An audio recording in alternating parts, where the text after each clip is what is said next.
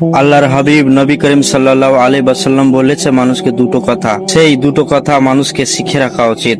সেটা হলো এটা, একটা জ্ঞানী ব্যক্তি যদি একটা কাজ করে সে মূর্খ হয়ে যাবে, আর একটা মূর্খ ব্যক্তি যদি একটা কাজ করে সে জ্ঞানী হয়ে যাবে। একটা মানুষের কাছে যদি অনেক জ্ঞান থাকে কিন্তু মনে হিংসা, মনে অহংকার, আর মানুষকে সে তুচ্ছ মনে করে, সে মানুষকে দেখে মানুষ মনে করবে এই মানুষ মূর্খ, আর তাকে মানুষ ঘৃণা করবে, আর তাকে পশু আর পাখিও ঘৃণা করবে। আর একটা মূর্খ ব্যক্তির কাছে যদি জ্ঞান না থাকে কিন্তু তার মনে ভদ্রতা, সে মানুষকে সম্মান দিতে জানে, তার মনে হিংসা নেই, আর সে মানুষকে তুচ্ছ মনে করে না, সে মানুষকে ভালো মনে করে, সে মানুষকে দেখে মানুষ মনে করবে এই মানুষের কাছে অনেক জ্ঞান, আর সেই মানুষকে সব মানুষ ভালোবাসবে, আর পশু পাখিও তাকে ভালোবাসবে।